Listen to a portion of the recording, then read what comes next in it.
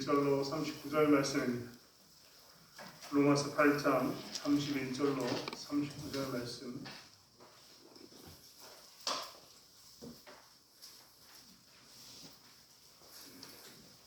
로마서 8장 31절로 39절 말씀을 찾으셨으면 한 목소리로 함께 합독하겠습니다. 그런즉 이 일을 대하여 우리가 무슨 말하리요? 만일 하나님이 우리를 위하시면 누가 우리를 대적하리요? 자기 아들을 아끼지 아니하시고 우리 모든 사람 위하여 내주신 이가 어찌 그 아들과 함께 모든 것을 우리에게 주시지 아니하겠느냐? 누가 능히 하나님께서 택하신 자들을 고발하리요? 의롭다 하신 이는 하나님이시니 누가 정죄하리요?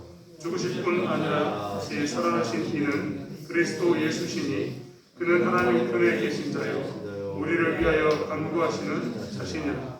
누가 우리를 그리스도의 사랑에서 끊으리요? 환난이나 곤고나 박해나 기근이나 적신이나 위험이나 하리랴. 기록된 바 우리가 종일 주를 위하여 죽임을 당하게 되며 도살당할 양같이 여김을 받았나이다 함과 같으니라. 그러나 이 모든 일에 우리가 사랑하신 이로 말미암아 우리가 넉넉히 이기느니라. 내가 확신하노니 사망이나 생명이나 천사들이나 권세자들이나 현재 일이나 장래 일이나 능력이나 높음이나 깊음이나 다른 어떤 구조물이라도 우리를 우리 주 예수 그리스도 안에 있는 하나님의 사랑에서 끊을 수 없으리라. 아멘. 이 시간 박진영 조사님 나오셔서 그 사랑이라는 제목으로 말씀 드려주시겠습니다.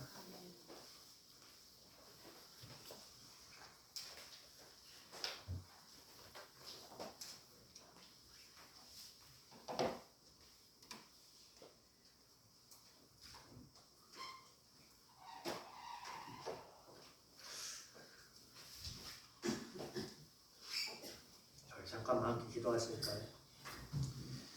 하나님 감사합니다. 부족한 자 이 자리에 불러주시고 이 자리에서 말씀 전하게 하시니 감사합니다.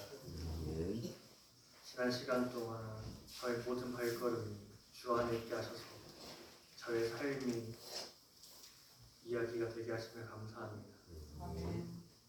제가 매번 하나님께 오늘은 어떤 이야기를 전할까요? 라고 물었지만 제 삶을 통해서 드러내기 원하시는 하나님을 이제 알기에 제 삶을 통해 전하고자 합니다. 하나님 오늘 이 시간 집중하게 하시고 제가 알고 전하는 하나님의 그 지식의 한계를 넘어서 그 한계를 넘어서 일하시는 하나님의 역사하심을 보게 하시고 오늘 이 시간의 시작도 주님이 되시고 이 시간의 끝도 주님이 되어 주시옵소서. 예수님의 이름으로 기도드립니다.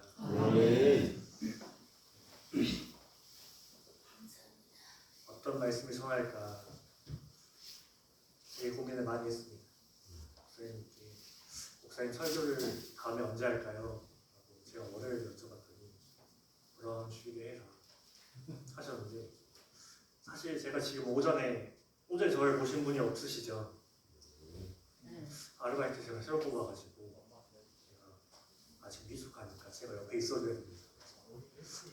사실 월요일에 목사님께 핑계를 댔습니다. 목사님 아직 알바생이 실력이 안 돼서 제가 오후에 가자마자 설교하는 건 좀 어려울 것 같습니다 라고 말씀을 드렸는데 전화를 끊고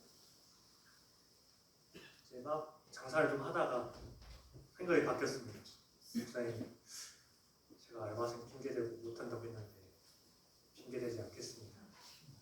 목사님께서 하라고 하시니 제가 준비해서 가겠습니다 라고 하고 그날 목사님께 이 본문을 오늘 제목을 보면서 준비했는데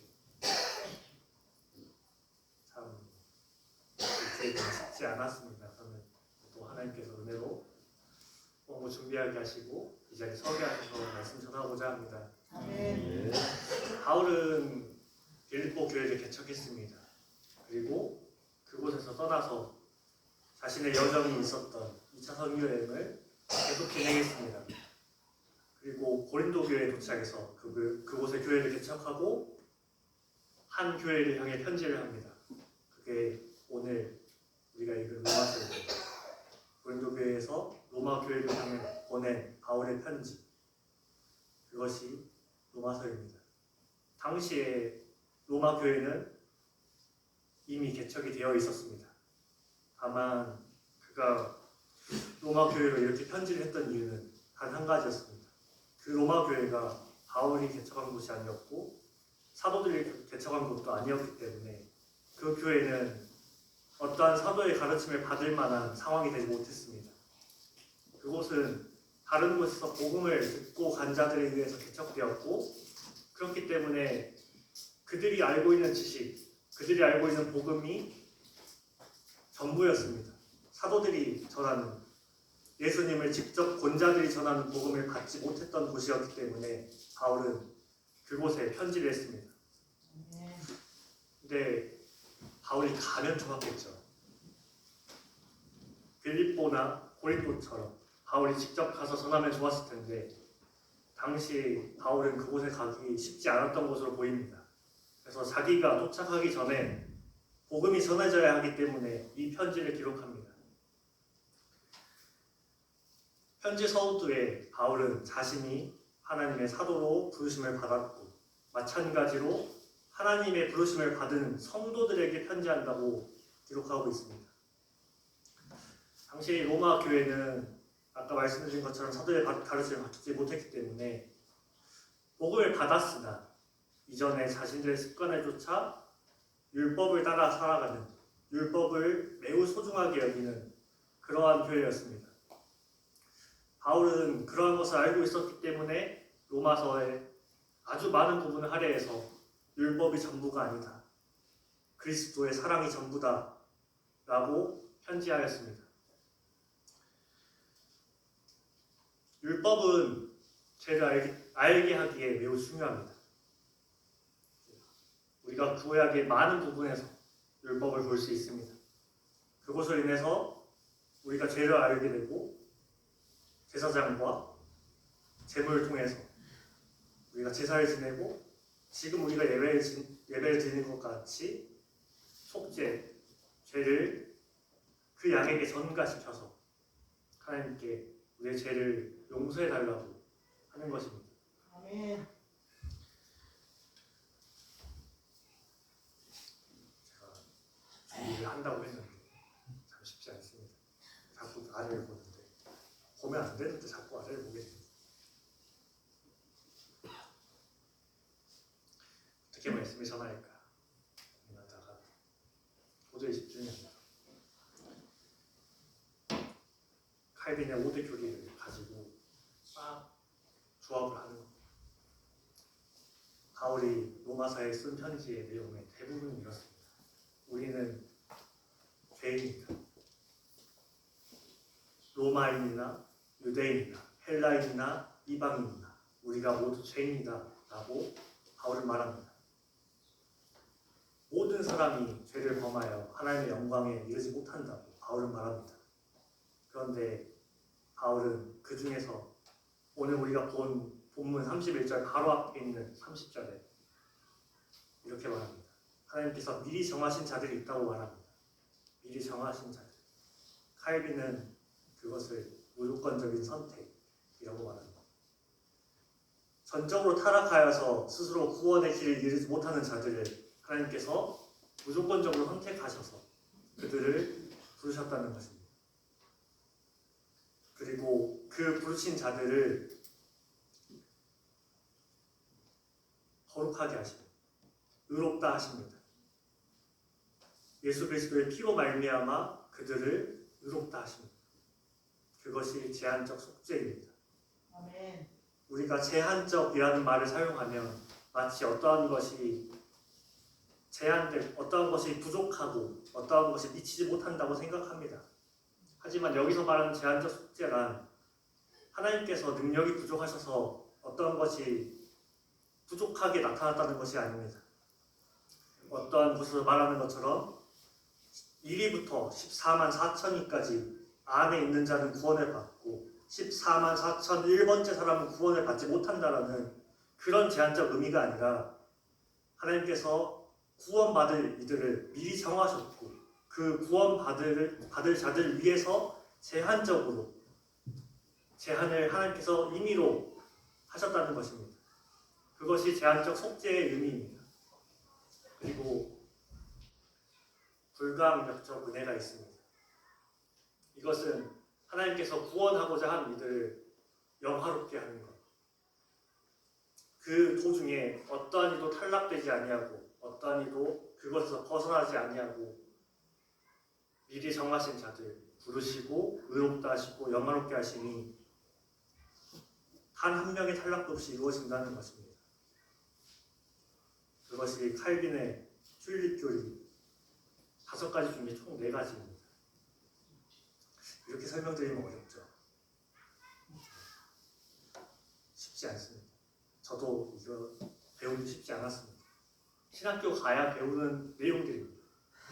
교수님들께서 설명해 주셔도 저도 머리로는 이해되는데 가슴으로 이해 안 될 때가 많았어요.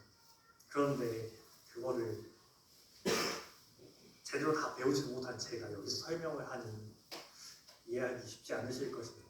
아멘. 그러면 이렇게 한번 해볼까요?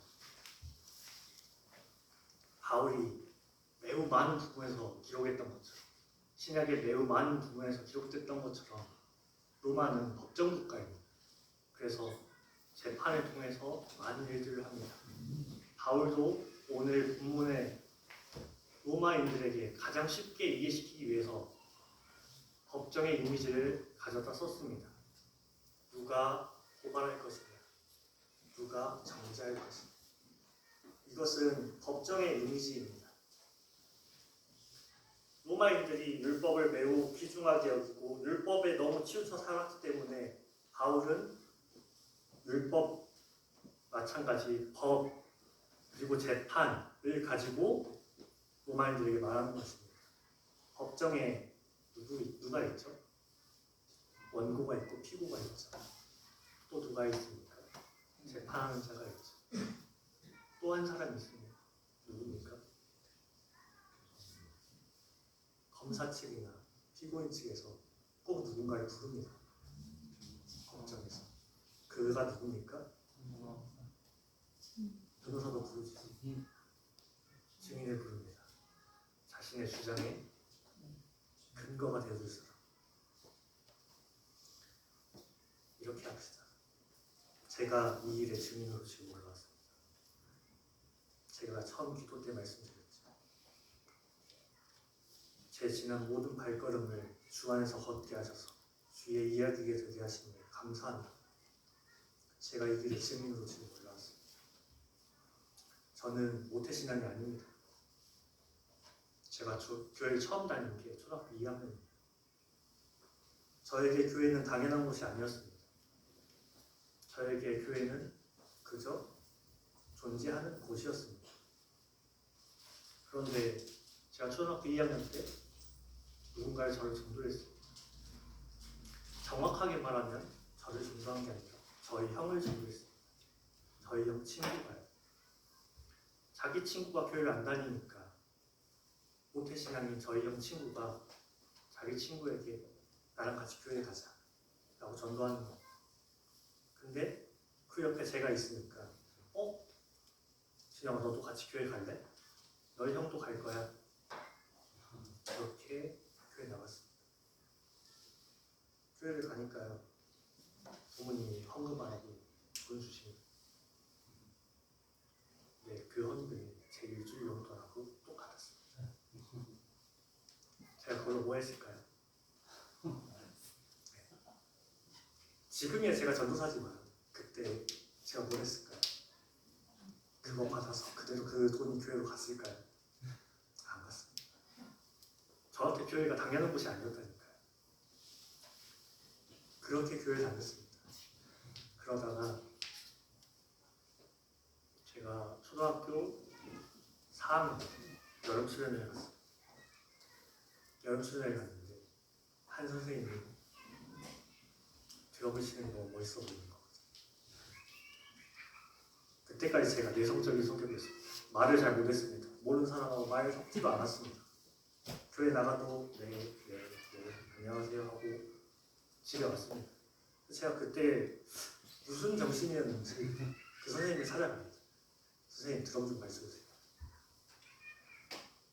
그런데 그 드럼 배우는 첫 시작까지 1년이 걸렸습니다. 그날 용기가 있어 무슨 정신을 말은 했는데 선생님이 가르쳐준다 오라는데 제가 안 간 겁니다. 1년 걸렸습니다.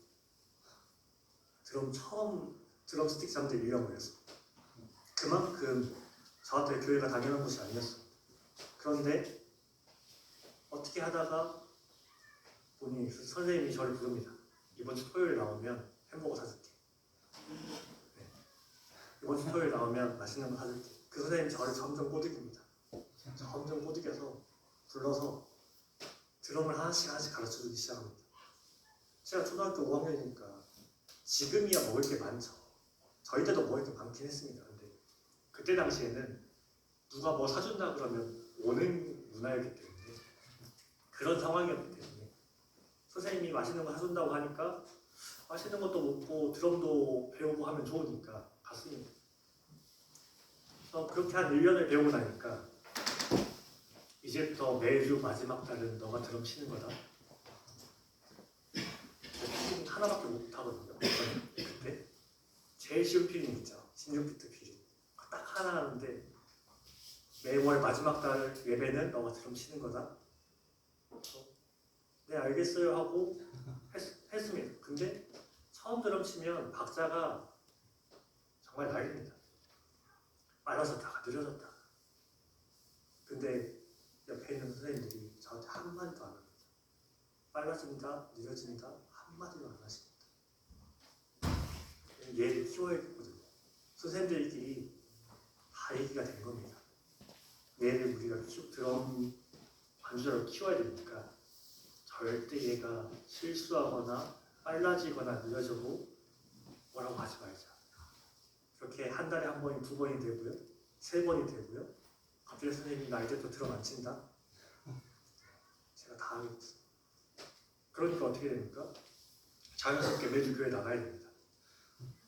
빠지면 안 돼요. 드럼을 쳐야 되거든요. 제가 안 나가면 반주자가 없는 거예요. 그렇게 교회가 되게 당연한 곳이 되었습니다. 그러고 나니까 집에 자려고 누울 때 가끔씩 그런 생각이 납니다. 죽는다는 건 어떤 걸까? 죽으면 내가 어떤 것을 느낄까? 그 생각 때문에 많이 울었습니다. 어렸을 때. 생각해 보십시오. 초등학생이 한참 놀고 친구들하고 재밌게 게임하고 이게 재밌어야 될 나이에 혼자 밤에서 우는 거. 죽는 게 뭘까? 죽는다는 게 어떤 게 지금 와서 생각해 보니까 하나님께서 그때부터 죄에 대해서, 사망에 대해서 알게 하셨던 겁니다. 그리고 그때쯤이었습니다. 친구랑 놀다가 목이 말라서 교회 들어갔는데 담임 목사님께서 나오시는 거예요. 서재에서 나오시다가 저를 마주칩니다. 저는 어렸을 때니까 어른에게 인사를 해야 되잖아요. 안녕하세요라고 인사했더니 목사님이 갑자기 대뜸 그러십니다. 내가 너 목사시킬 거야. 초등학생한테 내가 너 목사시킬 거야. 왜 그런 말씀하셨는지 모릅니다. 근데 저는 어렸을 때니까 어른이 얘기했으니까 네 알겠습니다 라고 했습니다. 그게 지금 여기 있습니다. 그 네 알겠습니다 한마디가 제가 지금 전도사가 되어 있습니다. 아멘. 그런데 그렇게 쭉 살다가 군대도 갔다 왔죠. 군대 갔다 와서 교회로 옮깁니다. 옮겨서 갔는데 저 드럼 가르쳐주던 선생님 있죠. 그 선생님이 거기 전도사가 계시고 거기 강도사로 계시고 거기서 목사가 되셨어요. 그렇게 같이 사역을 합니다. 그러다가 한 일이 터지죠. 제가 저번에 말씀드렸던 제가 다리 앞에까지 갔었다고 했던 그 일이 터집니다. 그런데 어떻게 꾸역꾸역 학교는 갑니다. 학교는 나가는데 도저히 자신이 없는 겁니다. 그렇게 학교를 휴학을 합니다. 영광대교회 교육전도사일도 내려놓습니다. 그리고 교회를 떠납니다. 교회 떠나니까 담임 목사님한테 전화가 옵니다. 대창교회로 와라. 불러서 왔습니다. 네, 작년에 혹시 저 보신 분 있으십니까? 작년에 저 본 기억 있으신 분 있으십니까? 작년에 아마 저 보신 분 많이 없으실 겁니다. 예배 끝나면 어마어마하게 바빴으니까. 예배가 끝나면 바로 그 길로 차로 가서 차에 시동 걸고 가기 바빴으니까. 그런데 하나님께서 그런 저를 조금씩 부르십니다. 담임 목사님께서 집에 가려는 저를 너 바로 가냐? 라고 하시면서 부르십니다. 사무실 들어와. 사무실 들어가니까 담임 목사님 1년 내내 똑같은 얘기 했습니다. 학교 가라. 설교해라. 1년 동안 하셨습니다. 자, 못합니다. 안 갑니다. 생각해 볼게요. 담임 목사님도 기억하실 겁니다. 제가 생각해 볼게요 했을 때 담임 목사님 너가 생각해 볼게요 라는 말이 거절인 건 내가 아는데 너 그 대답 말고 다른 데로 가져와야지. 1년을 버텼어요. 네, 그 1년의 시간 동안 요나스처럼 도망친 저를 하나님께서 조금씩 돌려놓습니다. 계속 목사님 통해서 목회해야 된다. 설교해야 한다. 학교 가야 한다. 라고 부르십니다. 그리고 사람을 만나게 하십니다. 계속해서 사람을 만나게 하시고 제 마음을 조금씩 돌려놓습니다. 2년 동안 닫혀있던 제 마음을 하나님께서 1년 동안 조금씩 돌리십니다. 제가 신학을 계속하면 신학을 버릴 것 같아서 신학을 멈췄거든요. 근데요 하나님께서 그걸 돌리십니다. 계속해서 마음의 문을 두드리십니다. 그렇게 하나님께서 저를 다시 이 자리로 부르셨습니다. 저는 죄인입니다. 그래서 떠났습니다. 제가 저번에 말씀드렸잖아요. 전도사는 직분이 너무 무서워서 이 강대상이 너무 두려워서 떠났다. 제가 죄인인 걸 알게 되니까 도저히 이 자리에 올라올 수 없을 것 같아서 떠났는데 다시 부르셨어요. 칼빈의 5대 교리 중에 4가지: 전적 타락, 무조건적인 선택, 제한적 속죄, 불가항력적인 은혜. 이게 제 삶에 있습니다. 그래서 제가 이 자리에 증인으로 올라왔다고 말씀드리는 겁니다. 그래서 바울이 말했던 것처럼 저도 똑같이 말씀드립니다. 내가 확신하노니 사망이나 생명이나 천사들이나 권세자들이나 현재일이나 장래일이나 능력이나 높음이나 깊음이나 다른 어떤 피조물이라도 우리를 우리 주 그리스도 예수 안에 있는 하나님의 사랑에서 끊을 수 없느니라. 아멘. 제가 먼저 하나님을 사랑하지 않았습니다. 하나님께서 먼저 사랑하셨죠. 근데 저는 떠났습니다. 한번. 그게 저를 더 힘들게 만들었습니다.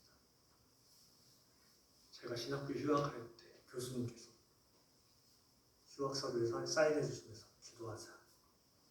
그 기도 내용이 아직도 기억합니다. 이 학생이 오늘 휴학서를 냈는데 휴학서를 내고 학교 문 밖을 나가는 그 순간에 자기 자신에게 변절자, 위선자라는 오명을 스스로에게 씌우지 않게 하시옵소서. 그런데 학교 밖을 나오자마자 제가 스스로에게 씌웁니다. 아무도 저한테 뭐라 한 사람이 없습니다. 아무도 저한테 너가 하나님을 버렸다 라고 말한 사람이 없습니다. 그런데 제가 저한테 스스로 계속 말합니다. 너가 하나님을 버렸다 라고요. 그런데요, 그 삶 가운데서 하나님께서 끝까지 찾아오십니다. 그 어떠한 것도 끊지 못하게 하십니다. 하나님의 사랑, 그 사랑을 끊는 방법이 딱 한 가지 있습니다. 하나님이 그 사랑을 포기하시는 겁니다. 하나님이 그 사랑을 버리겠다 선언하시는 겁니다. 그런데요, 그 하나님의 사랑이 태초부터 지금까지 변함없는 사랑이라서요. 처음부터 지금까지 성실하신 사랑이라서요. 앞으로도 영원한 사랑이라서요. 하나님께서 그 사랑을 포기하지 못하십니다. 아멘. 하나님께서요. 제가 오늘 도대체 무슨 말씀이 전할까요? 라고 했더니 이렇게 얘기하라고 하시더라고요. 내가 포기할 거면 진작에 포기했다. 내가 버릴 거였으면 이렇게 사랑한다고 성경에 기록하지도 않았을 것이다. 하나님께서 그 사랑을 포기하지 않으시고 포기하지 못하십니다. 세상을 만든 말씀이 육신이 되어 이 땅 가운데 오셨습니다. 그가 우리의 모든 죄를 지고 법정 앞에 섰습니다. 아무 죄도 없으신 분이 모든 죄를 뒤집어 쓰고 법정에 섰습니다. 그리고 채찍에 맞으셨습니다. 그분이 예수님입니다. 채찍에 맞아서 그 채찍에 살갗이 떨어져 나가는 그 순간 예수님께서는 포기하겠다고 하지 않았습니다. 예수의 옷을 벗기고 십자가에 그 기둥을 지고 올라가라 할 때 그 지친 몸으로 올라갈 때 예수님께서는 포기하겠다고 하지 않으셨습니다. 그들이 골고다 언덕에서 예수님을 십자가 위에 눕히고 그 손에 옷을 박을 때에도 손이 찢기는 그 고통 가운데서 예수님께서는 아버지 내가 포기하겠습니다 라고 하지 않으셨습니다. 그리고 그 십자가 똑바로 세워졌을 때 예수님께서는 나 그냥 포기할 테니까 여기서 내려주세요 라고 하지 않으셨습니다. 그리고 십자가에 달려 죽으심으로 그 구원을 이루셨습니다. 우리가 아직 죄인 되었을 때 그가 십자가에 달려 죽으심으로 우리를 향하신 하나님의 사랑을 확증하셨습니다. 예수님만 그러셨을까요? 하나님도 마찬가지였습니다. 하나님께서 자기 하나뿐인 외아들을 죄의 모양으로 이 땅 가운데 보내셨습니다. 모든 죄를 그에게 전가시켰습니다. 단 하나도 죄가 없는 그에게 우리 모두의 죄를 전가시키면서 그를 죽이려고 하셨습니다. 예수님께서 세례받고 물에서 올라오실 때 하나님께서 뭐라고 하셨습니까? 이는 내 사랑하는 아들이다. 그 사랑하는 아들을요 채찍을 맞게 하시고요 못에 찔리게 하시고 그 옆구리에 창이 뚫게 하시고 거기서 예수님께서 딱 한마디 하십니다. 아버지 나를 버리십니까? 아버지 나를 버리십니까? 그리고 그 몸에서 마지막 핏방울이 땅에 떨어질 때까지 하나님께서 포기하지 않으셨습니다. 예수님께서 그 모든 험난한 과정 가운데 있을 때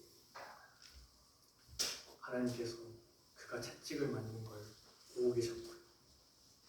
그의 손에 못이 박히는 걸 보고 계셨고요. 그가 십자가에 달리는 걸 보고 계셨어요. 그리고 자기 하나뿐인 아들이 아버지 나를 버리십니까? 라고 할 때 하나님께서 그 예수님의 눈빛을 외면하지 않았습니다. 어떻게 보면 고개 돌려버렸으면 편했을 텐데 하나님께서는 그 눈을 똑바로 쳐다보시면서 그래도 내가 너를 사랑한다. 그런데 내가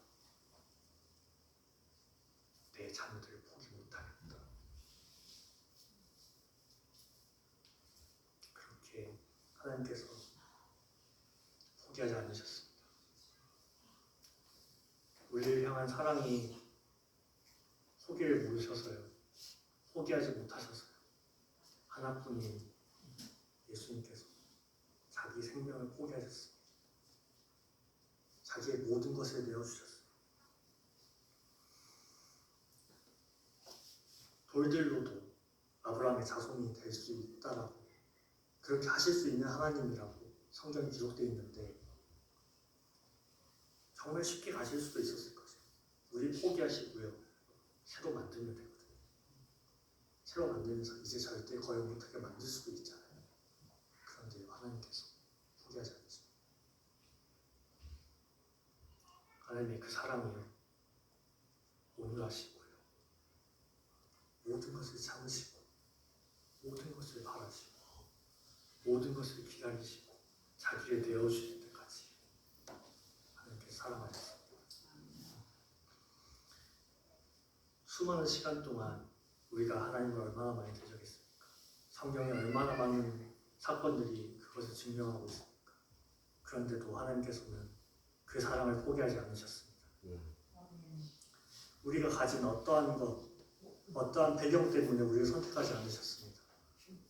우리가 이 땅에 태어나기도 전에 우리를 구원하겠다고 정하시고 우리의 어떠한 배경, 어떠한 상황, 어떠한 모든 것도 다 배제하고 우리를 사랑하셨습니다. 그리고 하나님께서 온전히 그 사랑을 이루셨습니다. 그리고 구원을 은혜로 주시고요. 우리를 하나님의 자녀라고 부르셨습니다. 하나님께 자녀는 딱 한 명 있었어요. 예수 그리스도.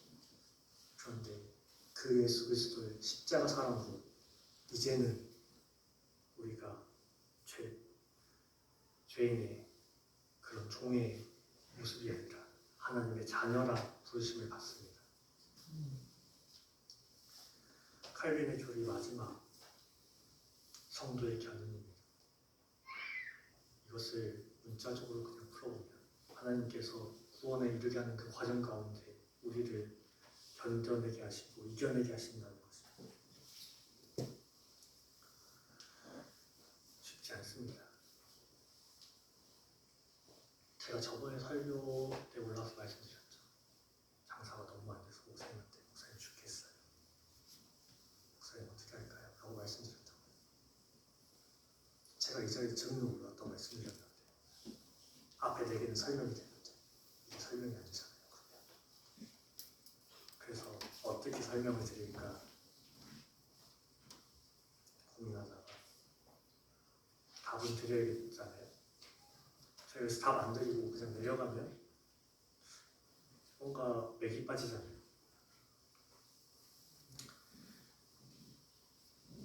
그래서 어떻게 설명을 드릴까 하다가 이렇게 설명을 드리기로 했습니다.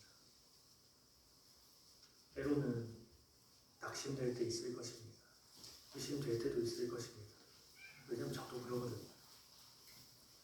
전도사라고 말씀 전한다고 이 자리에 올라와 있는 저도 제 삶의 문제 앞에서 흔들리고 넘어지고 의심하고 그렇게 살거든요. 흔들리지 말라고 말씀드리지 않겠습니다. 넘어지지 말라고 말씀드리지 않겠습니다. 의심하지 말라고 말씀드리지 않겠습니다. 되는 걸 어떻게 해요? 그런데요.